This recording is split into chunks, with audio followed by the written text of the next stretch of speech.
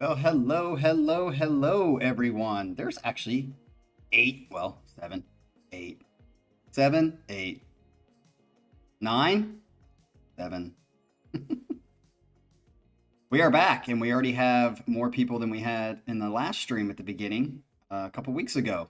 So it looks like we have some old timers who have joined the chat too for the first time back in a while. What's up, Alexis? Good to see you. It's been a long time. And of course, Mr. Cucumber, who's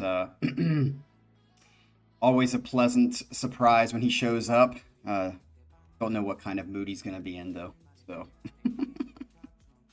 he is full of jokes, which I saw was happening or supposed to be happening in the chat. I think I've said this one on stream before, but I've got a joke for you.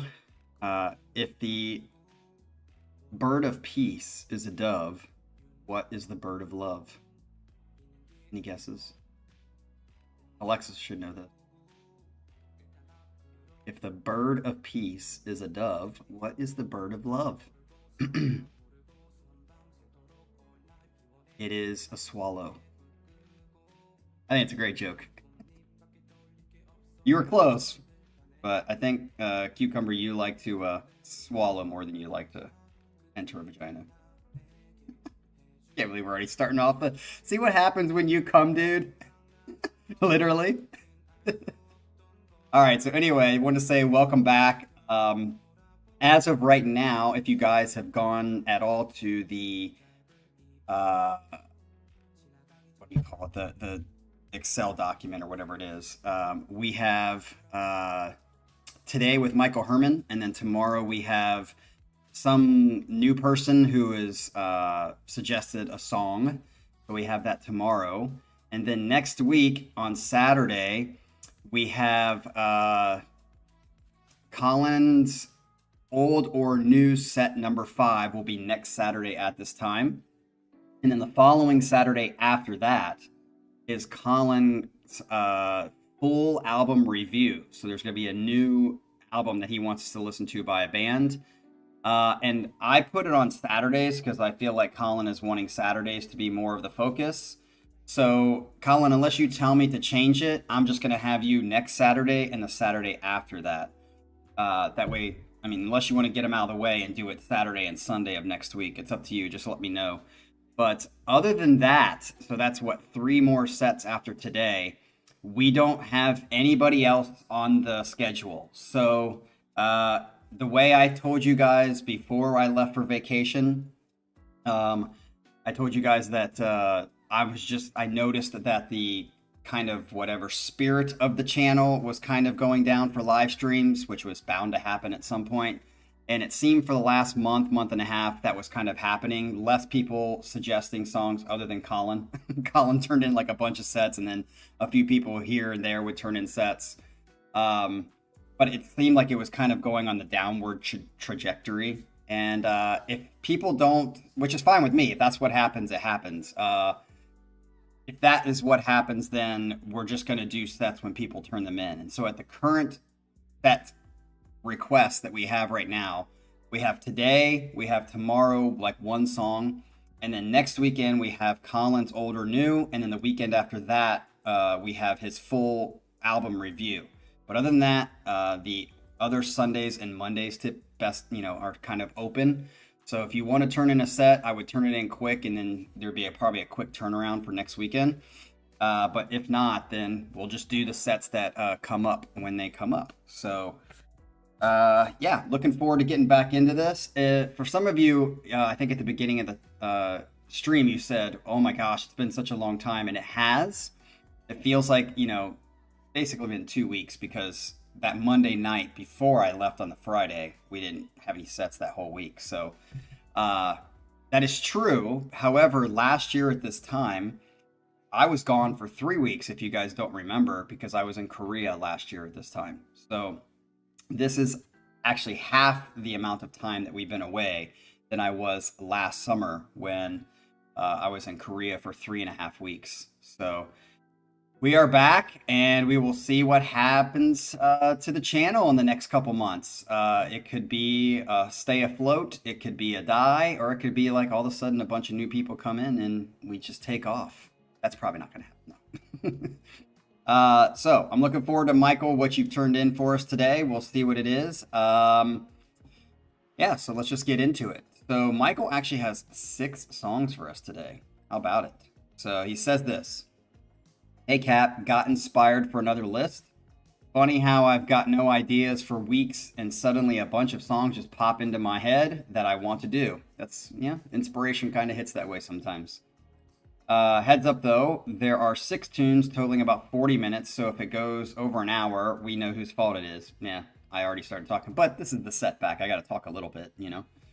Also, if you please, I'll be away to see Mark Bonilla. Oh, we already figured that out because I couldn't do the set until now, but I did see Mark Bonilla has been on this channel because of Michael, who's kind of like a solo guitarist, and I think he's fantastic. Really love what he is. And since I did see on Michael's Instagram, which for those of you who may be listening to this first time, possibly, my Instagram is up there in the top right corner.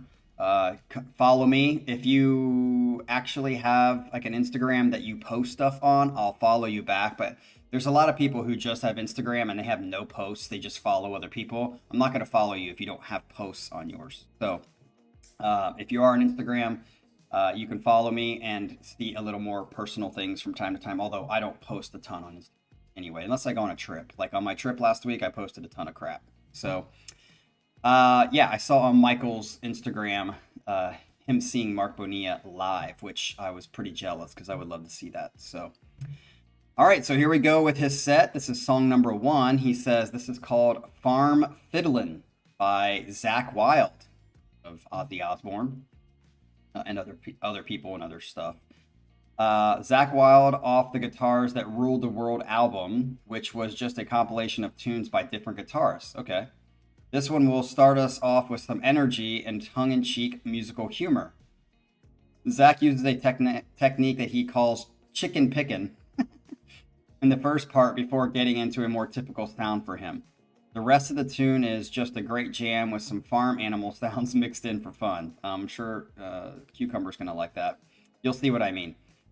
So I'd be interested in what you guys think of Zakk Wylde, because in the guitar universe, what I have witnessed, other guitarists and people who like love the top guitarists of the world and really get into it will say that Zakk Wylde is an awesome guitarist, but he's also limited in the scales that he uses, and it's not quite as bad as Kirk Hammett, who just uses pentatonic and wah. But it's not like to the level of like Steve Vai and them. Like he's kind of like, so the way I can almost characterize it, it seems to me when people talk about the skills of Zakk Wylde is that you've got like your top 1%ers, your Nuno Betancourts, your John Petrucci's and those people.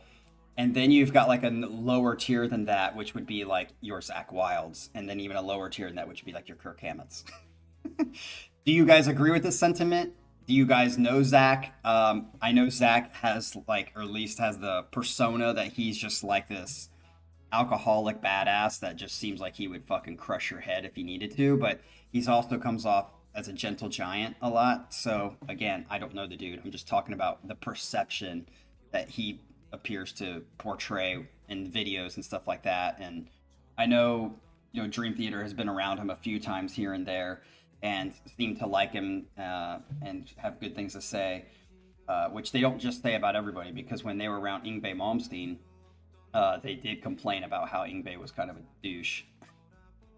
Not really like out there, but I remember them talking about how Yngwie just was like a total douche backstage with like the catering and stuff like that that was going on with the venue that they were playing. But anyway, let's get into this. This is an 8-minute song, so I like Zakk. It'll be interesting to hear. I don't know a ton of Zakk as far as his actual playing. I know enough of it that I've heard it and kind of know what he does, but this will be interesting to hear.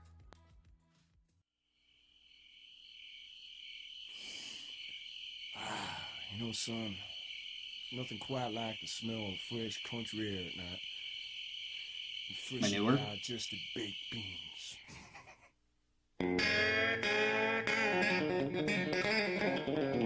I get the chicken picking thing.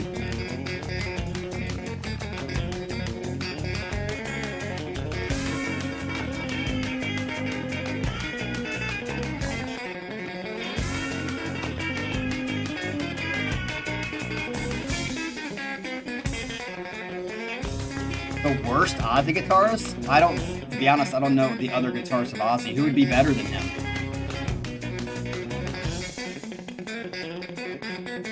More volume? Seems kind of loud to me. Is it loud to you guys?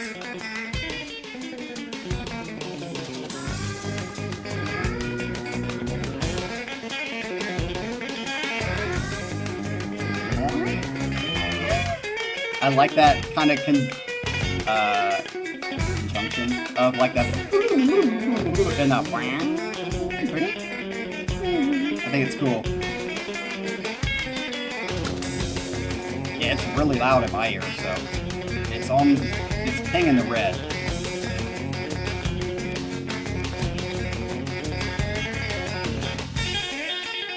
Try to turn up a little bit more, but right on the red.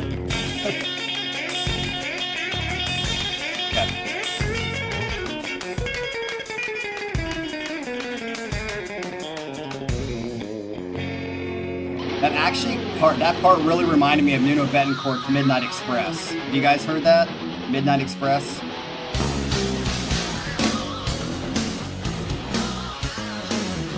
Ooh. I'm actually liking the bass part here more than the guitar part. I mean, I know he's following the guitar part, but it just sounds cooler to me. Ooh.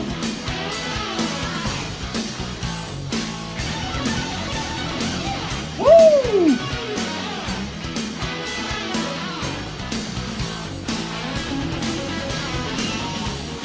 Yeah, I mean, it's like, this is like Slash Eat Your Heart Out.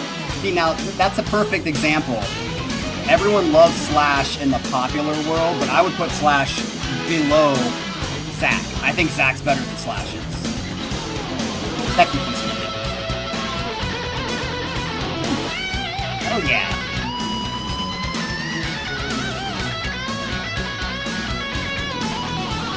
Fuck yeah, dude. This is good.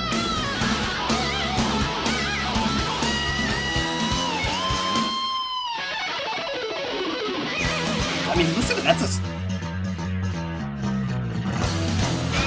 Dude.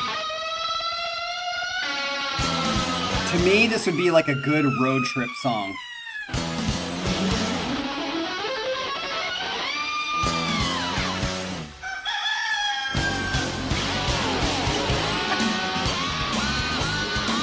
Nice joke, Cucumber, but thanks.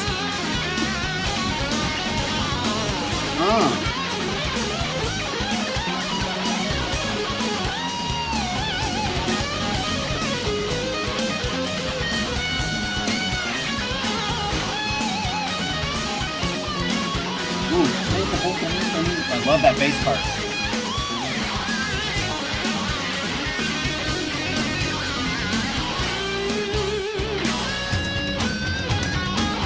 Yeah, Colin, I said that too. I'm like, I'm glad that he finally started getting exposure after 25 years. I mean, people knew him in the guitar world, but outside of that, he was known as the More Than Words guy. And certainly his solos on Pornography and Three Sides to Every Story are way better than that Rise solo. Like, Get the Funk Out solo is like, honestly, 10 times better than his Rise solo, and nobody talked about that one. Or, again, you guys gotta listen to Midnight Express. Maybe I'll put it on here just so you guys know it. Because it's all on acoustic, and it's just got that nice little, like, chicken picking. Is that it? It was not 8 minutes. Zach banging a fucking cow. Oh! Nice switch there with a banging the cow. Very, the way the mood changed on this, I think there's some sexual bestiality going on here in this song. Indirectly hinting at it. I've said this a million times, Three Sides to Every Story is it is the most underrated album of all time. It is. It's a fucking amazing album that almost nobody knows about. Yours, Mine, and the Truth. Fucking beautiful concept album. Beautiful. And the truth, that whole last section with Rise and Shine and Am I Ever Gonna Change, those songs are just, please tell me God is not dead, or please tell me God, yeah, I mean, just, when I saw them in Seoul, I cried. I totally cried when they played. Dude, I'm digging this. This will definitely go on a playlist for sure.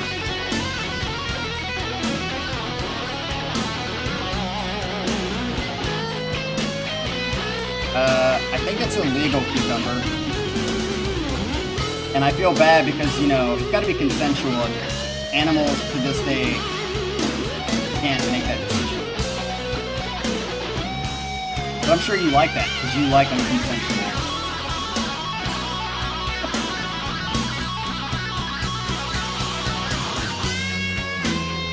Nice blues here, just a straight blues. This is great.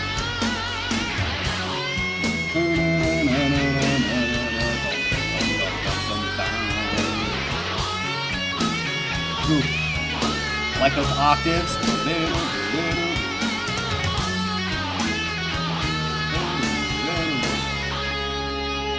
didn't do it the second time. Oh, now we're back into the human life. Oh, he just let it go. Dude, I think Cucumber, for nothing else, you should put this on a playlist for the slight indirect. Actually, it's not slight.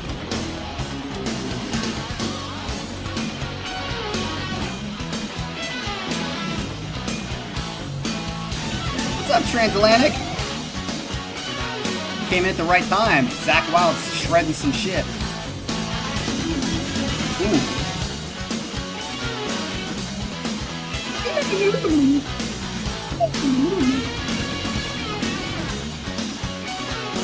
Ooh, I love that bass part.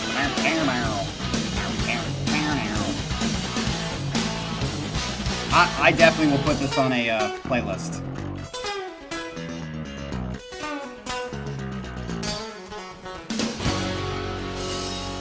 Yeehaw! Oh, I thought he was going to say the exact same thing. Yeah, I would say the bass on that very much reminded me of a little bit of Gary Hoey's Animal Instinct, which I've talked about on here before. I think Zach is quite a comedian. All right, I would definitely say we are 1 for 1. I started to feel that too, Colin, where we're starting to drag a teeny bit, or just not even drag, it's just kind of along.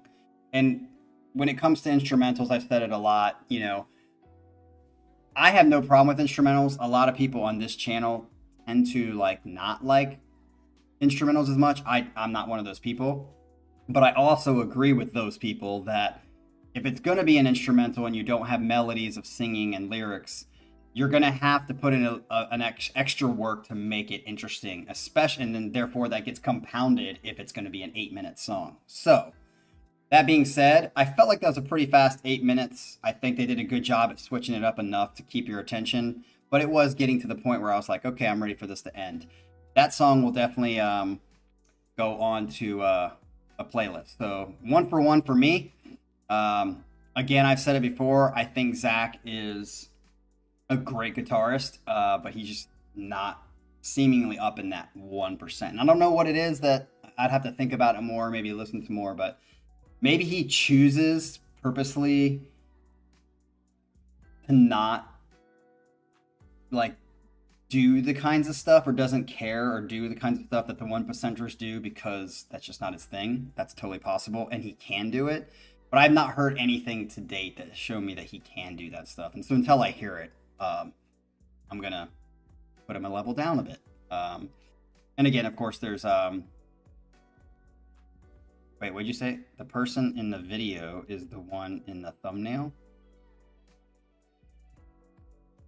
I'm confused. What are you saying? Isn't? Person in the video isn't the one who's... Oh, okay, yes. Fun Fridays. Okay, I was a little bit confused there. I'm like, yeah, the thumbnails are just kind of random. Yeah, if you really want to see the person that's in the thumbnail, then you need to go to her Instagram channel because she's flipping hot. I think she is probably the best that we've had on the channel. Yeah, so go check her out. I like her, and Michael likes her. So Michael started the thumbnails of Daria. So let's get into number 2 and see if number 2 beats number 1.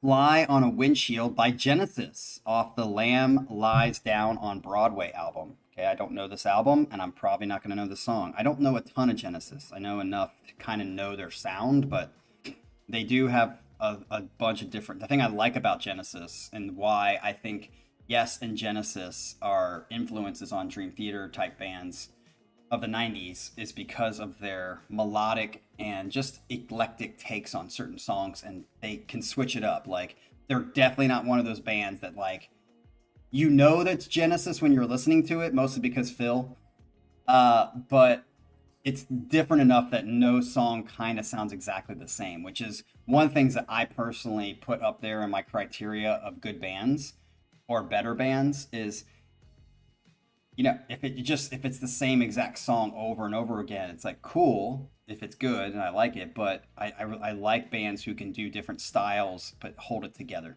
And I think Genesis is one of those bands that seems to do that. Although that also gives you the ability to be really hit or miss, and if it's a miss, it's really a miss. So Yes is that way for me too. Like, there have been some Yes songs that I'm like, I never want to hear that song again. It's terrible. And then there's Yes songs where I'm like, damn, that's immediately going on a playlist, and it is on a playlist. So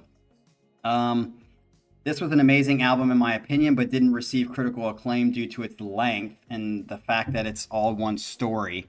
The album is a double album released in 1974. Wow. Before I was born.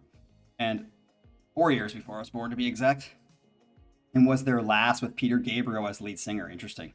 Apparently they angered some fans when they toured with this album, choosing to play it in its entirety, meaning that there was little to no time left for any of their other music. I could see that. And if people didn't know it going into it, which at that time there wasn't the internet to check set lists, I could totally get it. Because if The Astonishing came out for Dream Theater and they didn't tell anybody that they were going to play it all the way through and it was a surprise and I paid money for it and that's all they played, I would definitely be pissed because it's the worst album. It's the only album by Dream Theater I think sucks and is not good. And I didn't buy. It's the only one I never bought. So I totally would get the fans being angered at this point. Which is why I always look at the set list before, because it really determines, especially if like I'm in Columbus and I'm going to go to Cleveland. That's a 2.5 hour drive on a work night. Probably not going to go if the set list sucks, but if the set list is good enough, it'll probably make me want to go. Where the album tells a story of a young man named Rael, is that how you say it? Rael, who is just a good-for-nothing teen or young man in NYC who sprays graffiti all over. What happens in the story is a matter of opinion, as you never really get a clear answer. Either he has a terrible drug trip or goes into some kind of alternative universe. This song describes a wall moving toward him in Times Square, hence the fly waiting for the windshield on the freeway reference. Okay, this will probably be right up Jason's alley because, again, I don't really like allegorical, symbolic lyrics. And I think Jason does, so maybe he'll like this. This is only a 5-minute song, but let's get into it. This is Fly on a Windshield.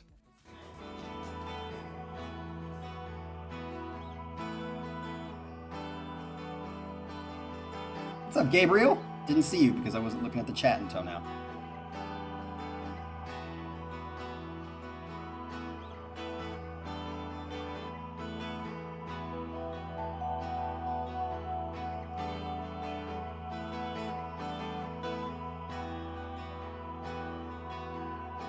I love that Gabriel's here because of the thumbnail, too. That thumbnail's wonderful.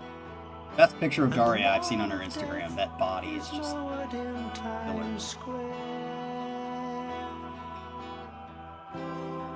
Maybe I should keep that as the thumbnail after this so that people come and watch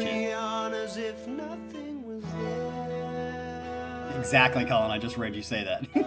The wind is blowing harder now. What's up, Rasmus? It's been a while. Into my eyes. The dust settles on my skin, making a crust I cannot move. I love his voice. Love his voice. And I'm hovering like a fly, waiting for the windshield on the freeway.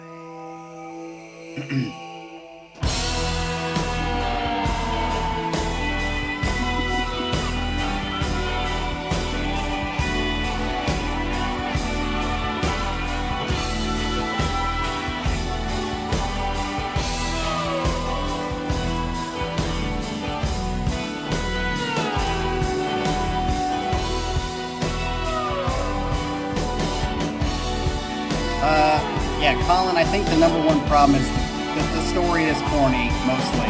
And it doesn't have enough virtuosic Dream Theater in it. It's too on the melodic Broadway musical kind of side, which is mostly Jordan. Like, Jordan took over, and I applaud them for their attempt at trying to be quite unique and something different, but it's just not Metropolis 2. Liking this so far. It does sound trippy. It does sound a little trippy.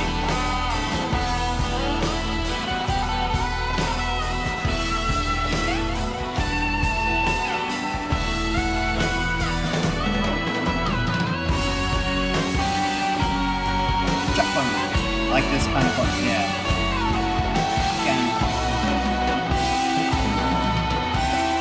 So how many people know this song? It seems like some people do. That's Phil, right? With our mythical Madonnas still walking in there. Is that Peter or is that Phil? That sounds a little bit like Phil. That's Peter? Damn, this sounds so good. And the way he was like enunciating certain things, I was like, is that Phil? But I get it, yeah. Sirens on the rooftops waiting, but there's no ship sailing. That is a feat, Cucumber, for them to put non-sexual images in your head. That truly means something. Ku Klux Klans and hot soul food, and the band plays in the mood. The cheerleader waves. I'm getting like the Wall kind of feeling. Dana. Gives me a very Pink Floyd The Wall. Carl Chessman sniffs the air. Just this section. Leads the parade. He knows, innocent, you can bottle all you made. No! Shoes, smiling at is Peter Gabriel still putting out albums? Does anybody know? Is he like done? Is he retired, or is he still putting some stuff out? The children play at home with needles and pins. Oh, he produces now. Okay. This is tough because it's very different than the first song we heard. I'm trying to figure out which one I like better. It's kind of in the middle right now. I love the first song, but I'm digging this kind of more laid-back feel. I was not expecting this when we started listening to it in the way you described what it is. I like the kind of chill nature of it.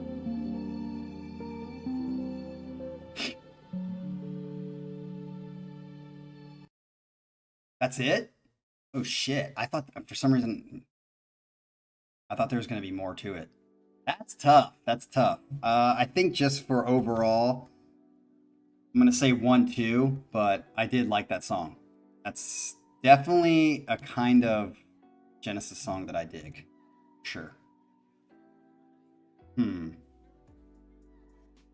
guys gotta, am I the only one that's going to be voting for songs here? Okay, Colin says 2 before 1. Oh. Yeah, Alexis, that's kind of like my sentiment too. I liked it, but maybe it's weird because I thought the first song was a little too long and maybe this one was a little too short. Happy medium. All right, so let's get into the next one since we got 40 more minutes or whatever it is. Number 3 is Out on a Limb by Lunatic Soul. don't think have we ever had Lunatic Soul on the channel before? Don't think so, or at least if we did, I don't remember. This one popped up on my Discovery mix on Amazon Music. Interesting. Another ethereal tune that just stuck with me, even though, again, it's not normally my favorite style. This one has sort of Middle Eastern feel to it. I lifted this from Wikipedia. It says Lunatic Soul is a progressive rock side project founded by Riverside vocalist, fuck yeah, and bass guitarist Marius Duda. Is it Duda or Dutta? I think it's Duda. I hope it's Duda because it sounds cooler. In 2008. Originally conceived to allow him to explore genres outside of rock, the project was described by Duda Dutta in 2014 as progressive, ambient, oriental, and electronic. Interesting. Lunatic Soul has released 7 albums to date. 5-minute song, let's get into it. And I love Marius' voice. It just has that unique voice and he's good. Yeah, definitely, Michael. You're coming up with some different kind of stuff for this set. I like it.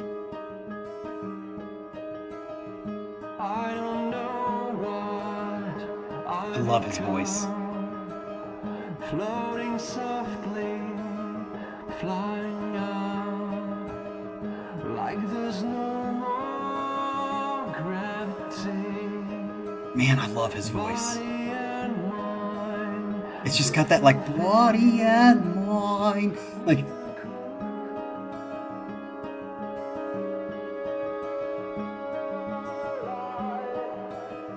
Ooh.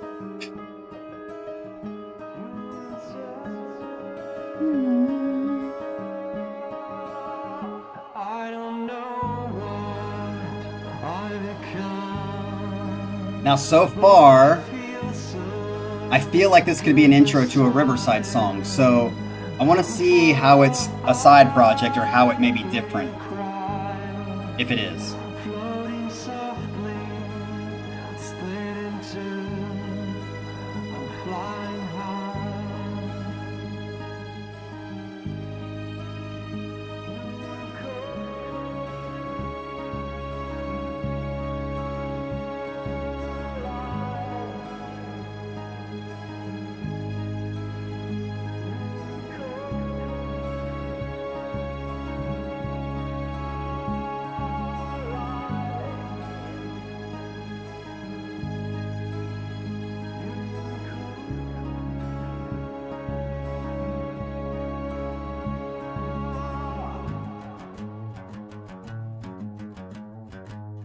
Okay.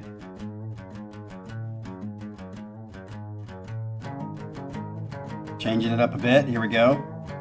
Definitely sounds different than Riverside. So usually Riverside would break into a straight slow burn right here.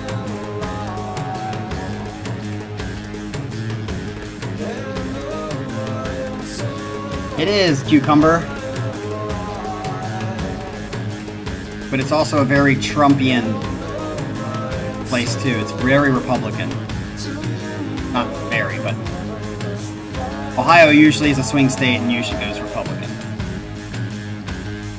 So the Trumpers might try to kill you and I.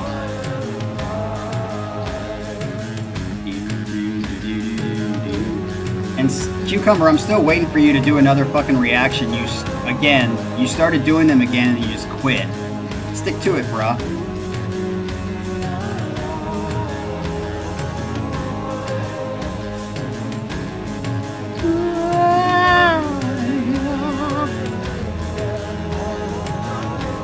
This is definitely ethereal. I like it. It sounds tribal a little bit too. Like a tribal. Yes! Woo! I'm digging this.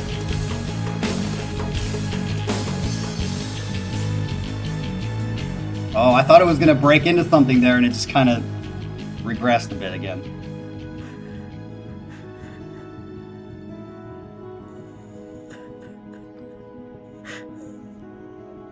I'm crying.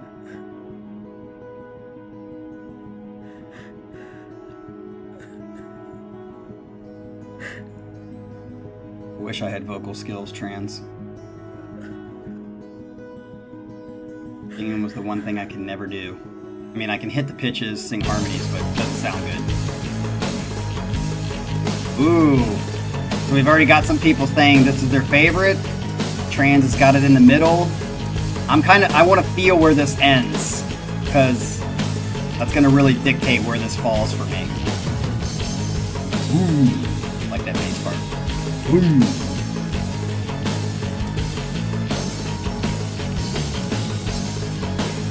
Yeah, for me, it's one of those, it would take extra practice.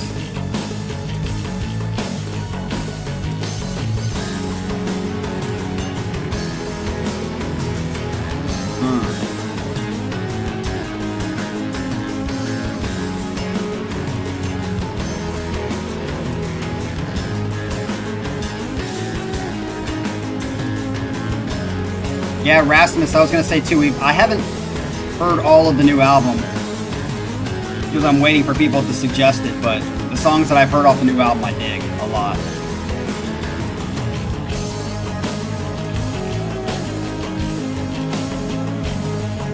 Yeah, I'm digging this a lot. It has a very tribal feel to me.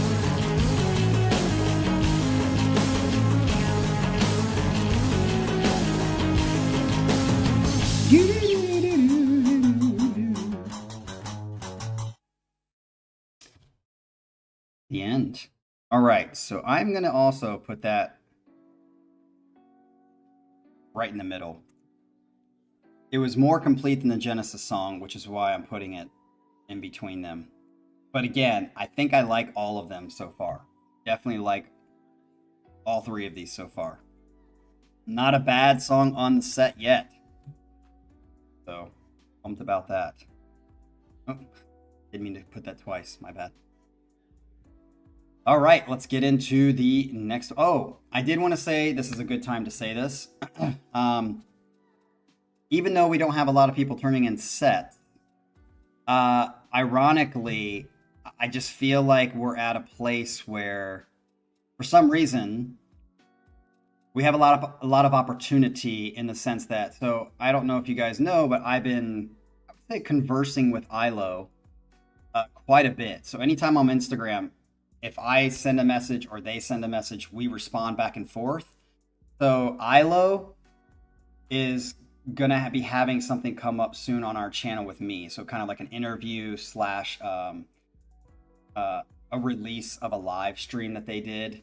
And then Noah Hysteria and I on Instagram have been talking back and forth quite a bit. And then Adam Janzi from Vola and I have been talking quite a bit here and there.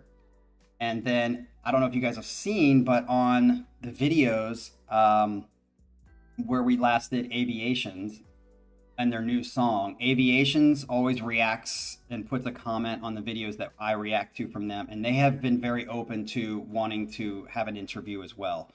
So there's like all of this, you know, I would say 4 definitely big possibilities of interviews slash, ironically, I'm kind of I have the potential to be playing matchmaker, because in my opinion, in my first forefront, I would love to do anything I can to get ILO and Vola to do a tour together.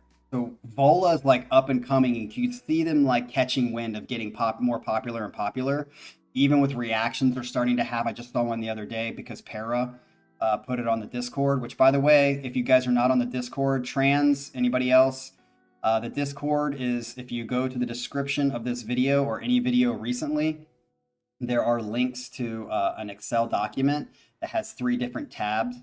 One of the tabs is the Discord link, so join Discord. Para put one of the reactors, he's like a composer reactor kind of guy who really knows music very well, seemingly. And he did a Vola, he did 24 Light Years, which one of my favorite Vola songs. I would love to try to get ILO and Vola to, because like ILO's coming out with a new album soon. They're in the process of making it. And so I would say they're not nearly as popular or known as Vola is. And Vola's on the up and coming. And those two could tour together, it'd be perfect. And then Aviations as well, I think needs to get some love. And if we could even like arrange like a threesome where it's like Aviations, Vola, and ILO together, that would be like a heaven sent. So I would fucking fly across to England to go see that if that actually happened. If somehow Aviations, Vola, and ILO toured together, I don't give a shit where they were. Because they're obviously not going to come to Columbus, Ohio. I would pay to go somewhere in the country to see that. That is something that I would pay for. So, all right, welcome, Scott. Good to see you. You overslept, you bitch. Okay, let's get in the next one. This is 11 Blue Egyptians by Jason Becker. Man, Jason Becker is one of the top 1%ers in my opinion, before he unfortunately got, in his situation that he's in. This tune derives its title from the fact that the first part sounds Egyptian. There is an 11/8 section. Sweet, sounds very progressive-ish. And the end part is a 12-bar blues. That kind of sounds similar to what was happening with the Zakk Wylde song. Kind of mixing the blues and the country together. This was off Jason's Perpetual Burn album, which was released in August of '88. Man, where was I? I was in elementary school, middle school, going into middle school. When he was 19 years old. Holy shit. He wrote and recorded the tune when he was 18. The song isn't great in my opinion, although it's a great showcase for his talent. I chose it because it reminds me what an awesome talent was taken from the world when Jason Becker contracted ALS. Yep. He's still alive to this day, living far longer than doctors had predicted. To me, this is a tragedy, not only humanly speaking, but musically as well. He was, in capital letters, this fucking good at 18 and 19. Yep, and that's crazy. What would he have become in his 30s and 40s? We'll never know. Anyway, any issues I have with the song itself, I remember he was literally just a teenager when he wrote it and recorded this. Easily top 1% in the world, then at 19. I would agree. That's why I said it and didn't know you were going to repeat it, so that's great. Here we go with number 4.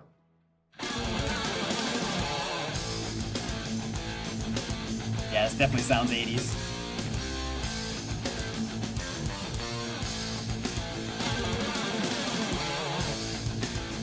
Cucumber, that's a good question.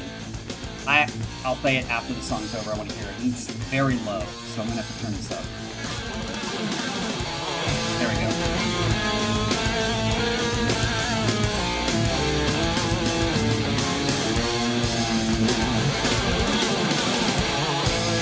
Okay, I don't like that part.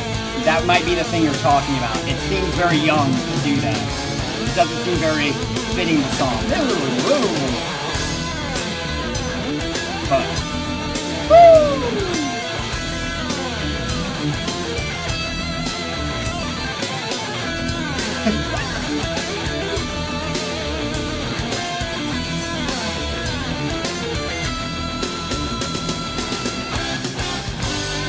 oh yes.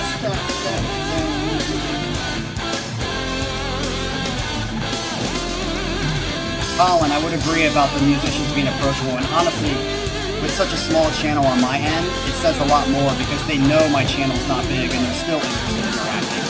That wins fans, for sure.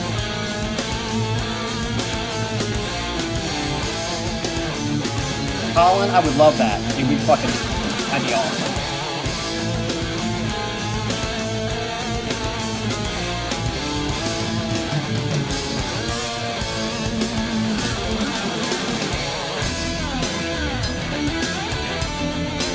I like the harmonies here.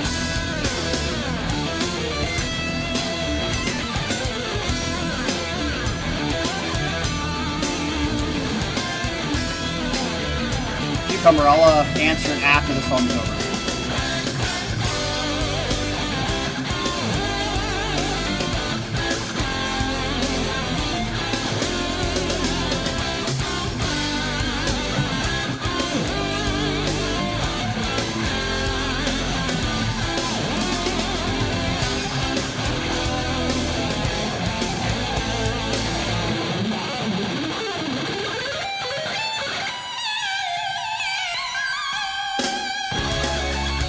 Dude, you're fucking 18, 19 years old doing that?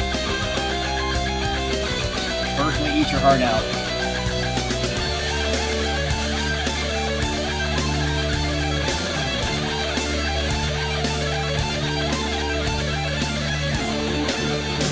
Woo!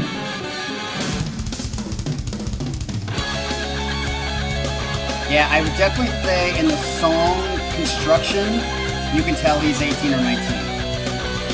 This is more of a skill fest, wank fest, than it is a good song. But it's good. But for that reason, I'm going to put it last.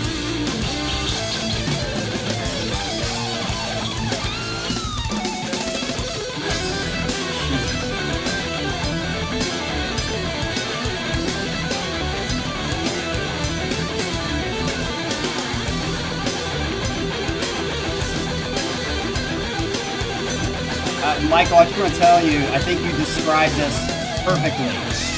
You said, whatever I don't like about the song, I forgive because he's 18 or 19. I feel very similar.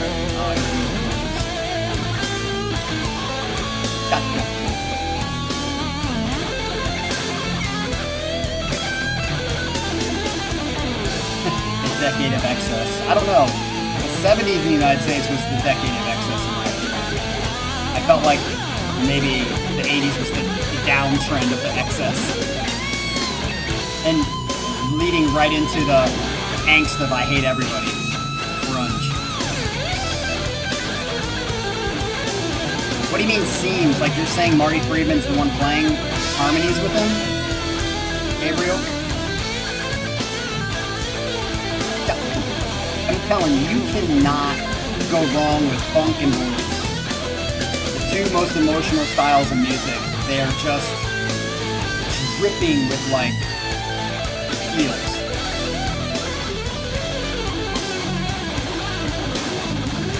Jesus, man, this is just like, this is definitely a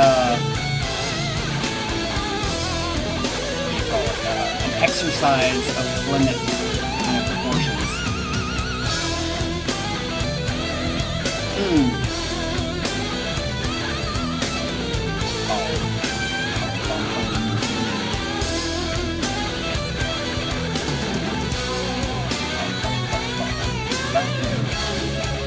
Dude, I think the 80s was a great decade, except for style.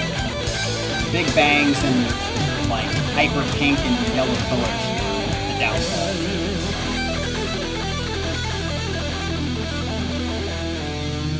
Yeah, Colin, it is thankful. Although you guys, isn't the white? Or I'm probably gonna be dumb. Is White Stripes from the UK and like the Pillars? Aren't those all like English shitty bands? I'm probably gonna get totally flamed for that. The Killers, I hate that music. I hate it. Like gives people like YouTube.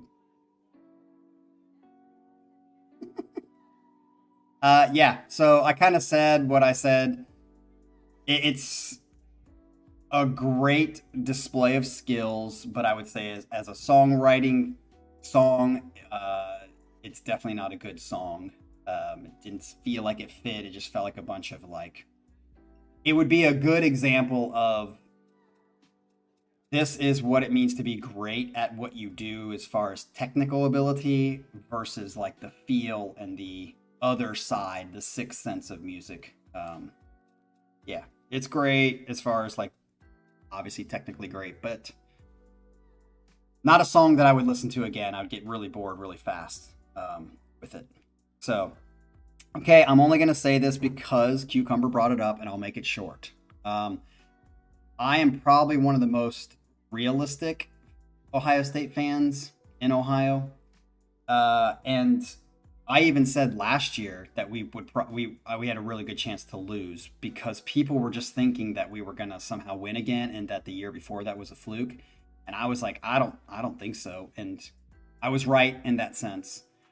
There have been plenty of times where I thought that and I was wrong and Ohio State did pull it out. But last year I felt it and it happened again.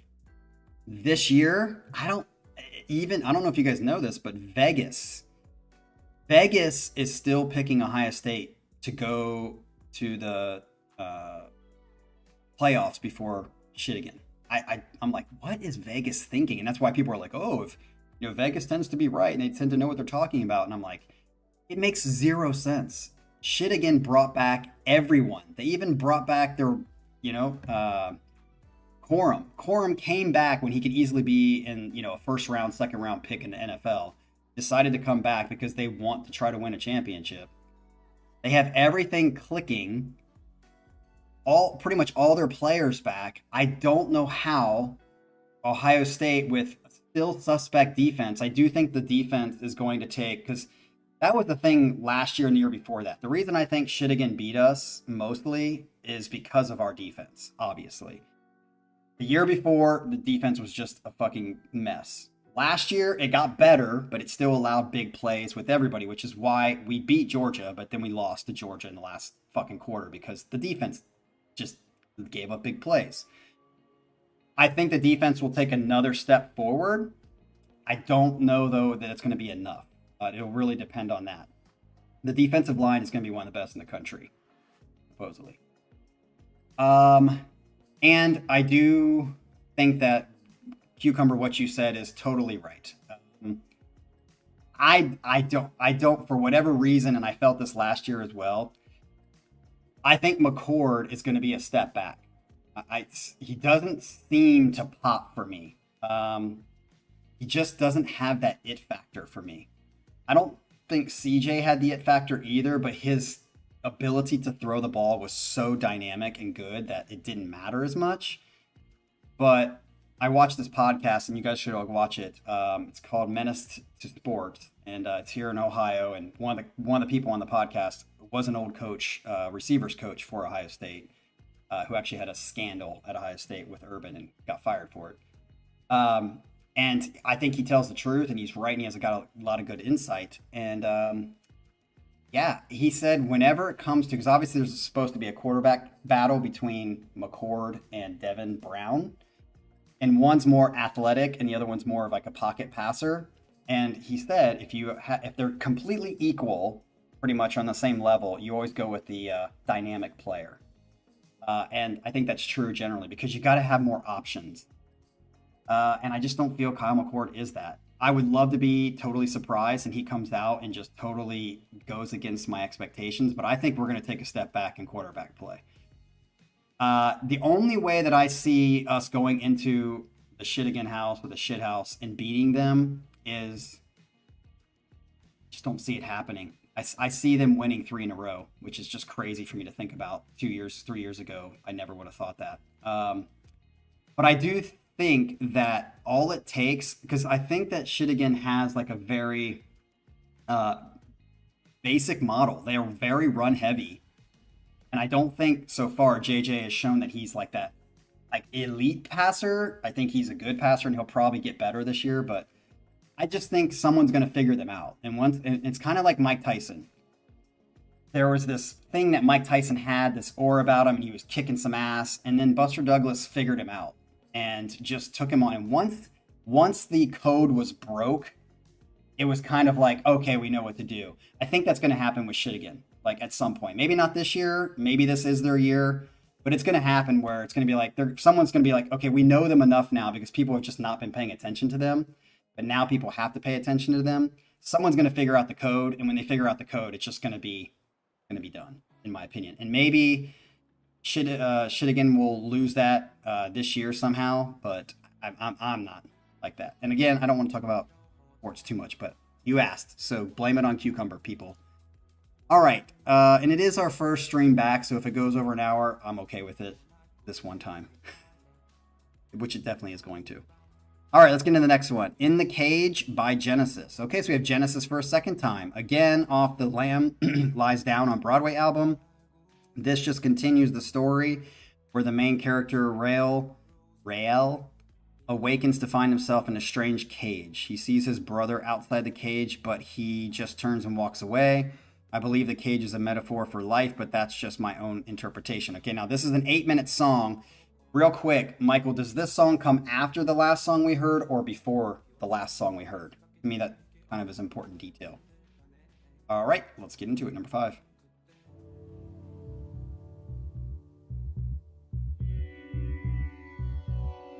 I got sunshine in my stomach, like I just rocked my baby to sleep. I got sunshine in my stomach. Hey, sometimes I have to deal with you guys for 5 hours, so you can deal with me for 5 hours once in a while.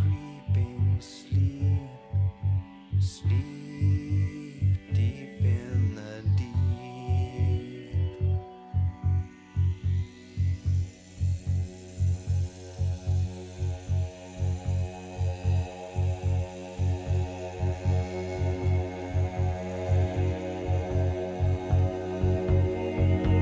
Okay, so this is kind of later in the album. Got it.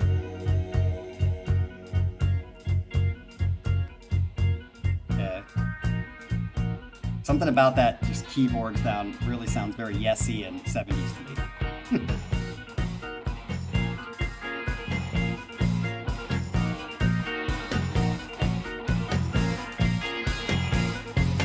Rock face moves to press my skin. White liquid turns sour within. Turn fast, turn sour, turn sweat, turn sour. Must tell myself that I'm not here. I'm drowning in a liquid fear.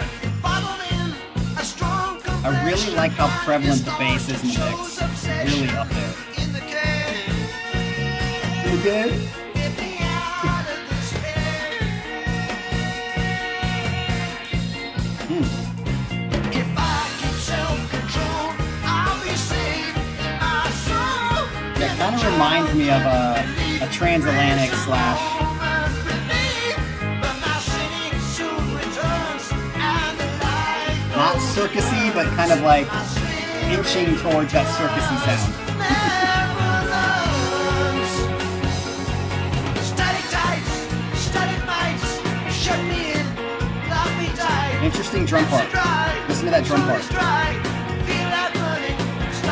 Oh, see how he switched into the step. But before that, he was doing some offbeat stuff. That's Chuck Phil. It's Phil, right? Doing the drums.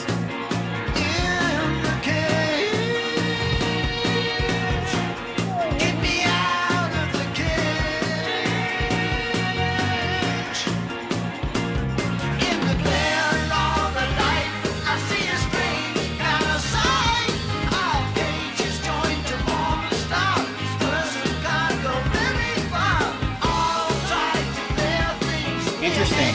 The prototype.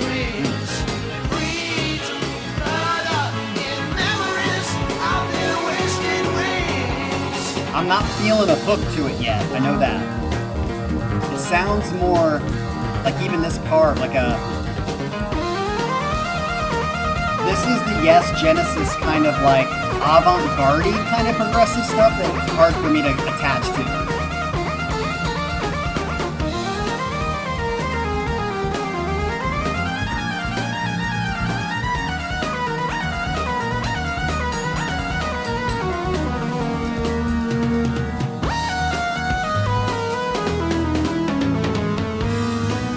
Imagine listening to this, and at the time when this came out, kids like us, well, I'm not a kid anymore, but people like us that were listening to this, like where they were, what they were doing. I mean, the stereotypical image is that they were probably smoking some weed and their Camaro or something listening to this, but I really wonder the type of people who listen to this music, what they were doing at the time.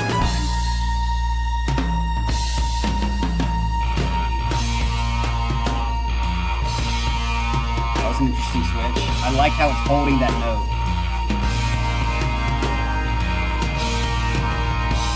I fucking know.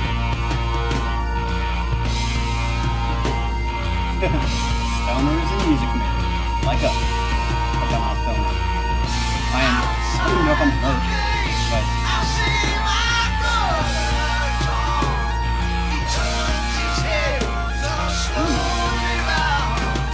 didn't even know Ariane was playing live.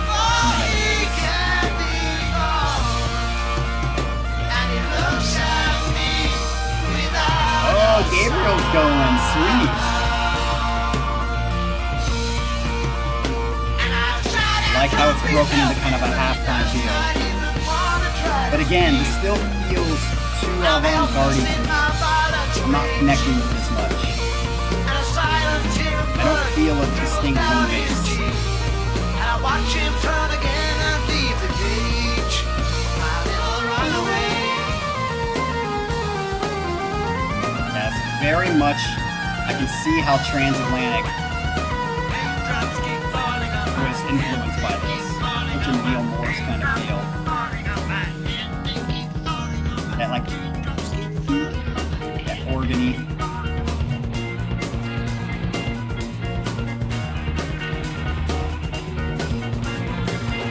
Yeah, I've liked some of Arion stuff, but Arjun, is that his name? Arjun? But a lot of it I don't like. It's a little too theatrical slash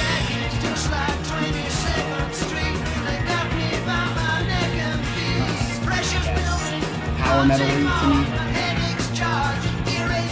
But his funk stuff, that one song that got blocked, that's forever in the ether of the internet, I love that song by Aaron. I can't even remember the name of it. Yeah, Rouse, it's a little too cheesy for me. Let's get real quick. And so does Colin. Exactly, Colin. Rasmus, share it for the rest of the people, not just me. Who gives a shit if I don't like it?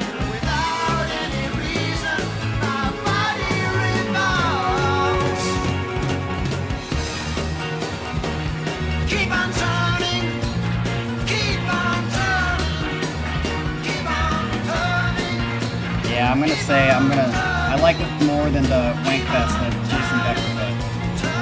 It's too that weird 70s prog again for me. Again, I said Genesis and Yes are like very hit or miss for me.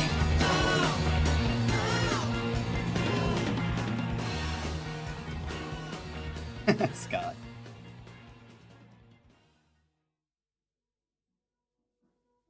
All right, so kind of said all I need to say. If you're a Genesis fan, I think this is actually a perfect representation of how I feel about Genesis, and Yes, I lump in there as well.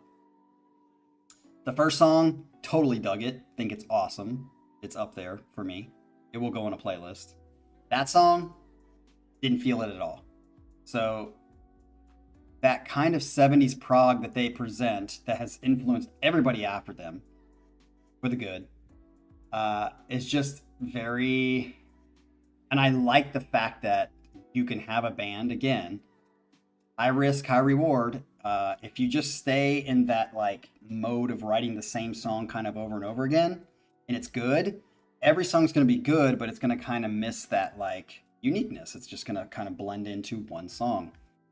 Or you start writing different styles within styles and kind of, you know, going off the beaten path, high risk, high reward. When it hits, but when it doesn't, it doesn't. And for me, that was just off the fucking beaten trail too much for me. I didn't feel a pull or a connection or a connect to the whole song because I felt like the home base was kind of missing and it was too kind of... That's me. Other people love that. Great. Glad you dig it. All right, let's get to number 6, the last song. I think we're way over now. That's okay. Yeah, so we're at an hour and 10 minutes. That's all right. Here we go. This is number 6. This is called Arcane Clouds by... I know you've told me how to pronunciate this, but I can't. It's AVKRVST. I know you've told me like 100 times how to say it. Off their debut album, Approbation, is that how you say it? Which had a few more Is that an actual word, or is that like them combining two different words? Is that an actual word? Approbation. Which had a few more singles drop in the past week. Oh, so this is new. Or 2. I did a tune by them a few weeks back. Yes, I remember. As mentioned before, the band is from Norway.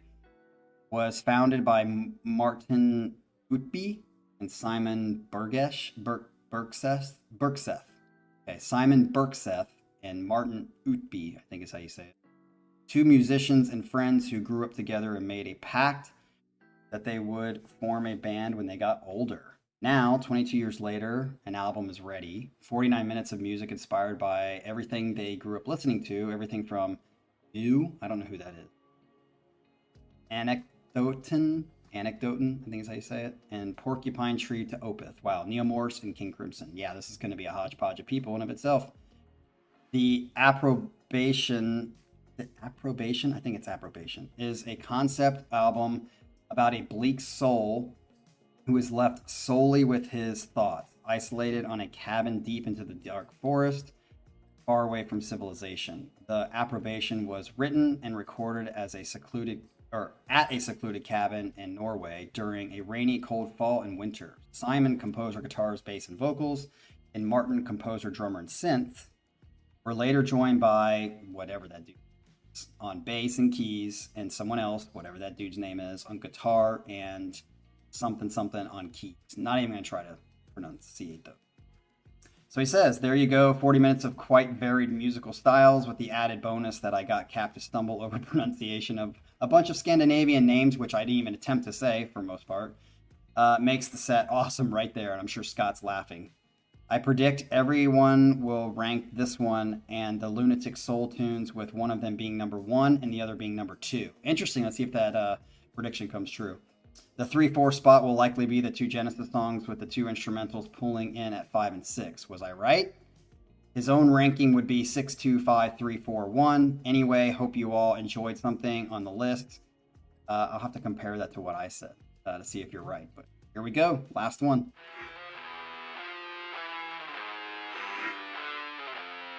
All crust. Like you said. Doo-doo-doo-doo. Turn it up.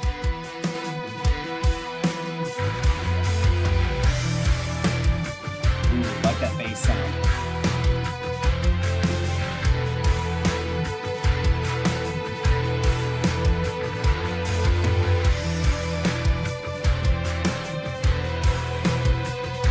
Actually, Colin, I don't think it's Michael that brought the long set.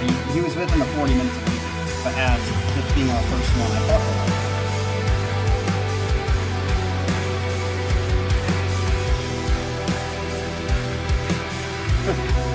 Okay, so it means praise, approval, acceptance. Okay, a new word that I learned. It looked like a combination of 2 different words, like probation and app.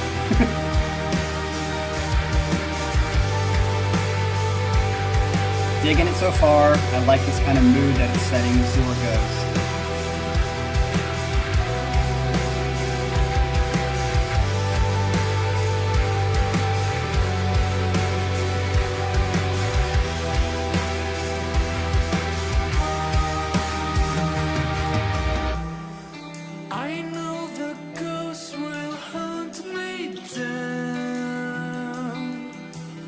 Less vibrato. Into deep dark clouds they go.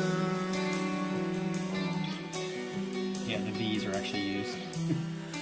Finding new ways to make me drown. Like the melody here, and I like that he's keeping it clean in his vocals and not doing that cheesy vibrato.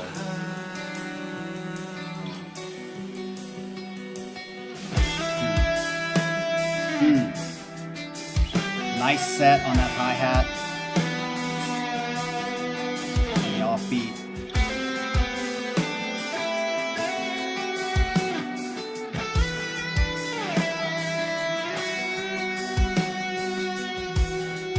All I know is that time went by. I know my life here on earth is passing by.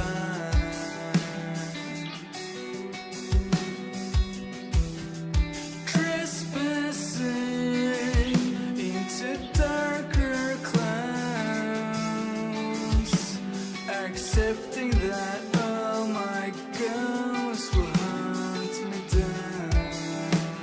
Okay, digging this so far. I want to see if it has like a good I know that you want me to try to hunt them down. All I know now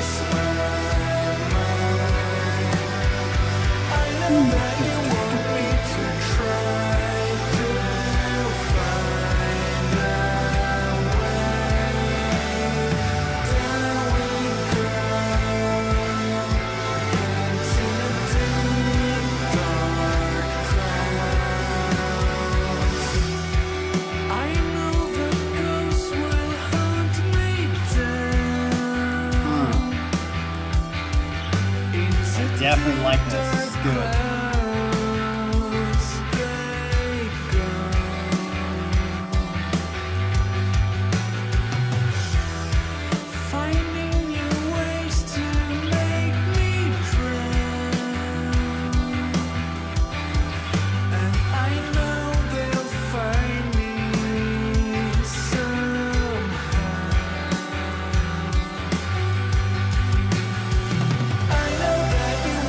Yeah, and I love that chord right there. Very yesy. I give that the influence of Yes, even though they may not know it.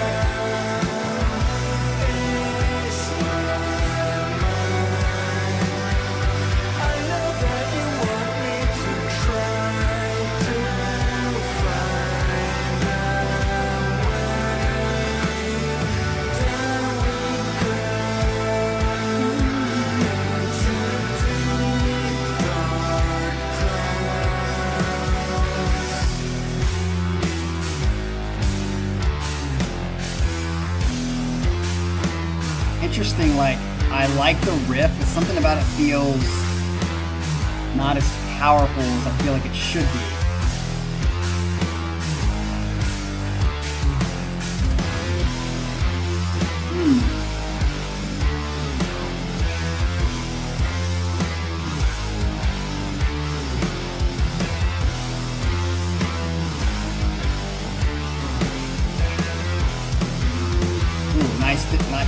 Nice change by the drummer right there.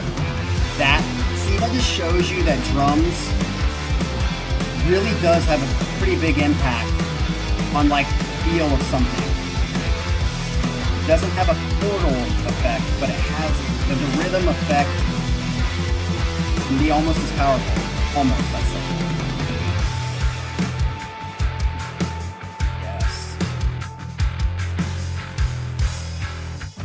Ooh, nice little added kind of measure there.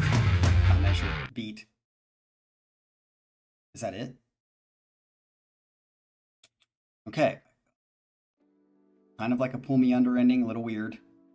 But I would definitely put that song first. So you were right on that. Although I had 1, 3, and 2. 5 and 4 as my later ones. Yeah, definitely an abrupt ending, but dug the song quite a bit. That I would say 6, 1, 3, and 2. So that's 4 out of 6 songs, Herman, that will go on a playlist for me. So yeah, I definitely think this is a good set. It felt inspired, like you kind of came up with it kind of on the spot, Herman, which is good. Yeah, tomorrow, as I said, if you guys can make it, Sundays recently in the last couple months have been shitty as far as people showing up. But if you can, we have a new suggester for one song, and then I have maybe a surprise or two for you guys, just because we have the time. So, yeah, hopefully you guys can be here tomorrow if you can. It was great to see Alexis and Cucumber show up again. Great to see some, people that haven't been around too much. Rasmus, and I don't know where Transatlantic went, but happy to see him as well. Gabriel, always a pleasure to see you when you're here. You guys have a great Saturday, and go Bucks. Peace.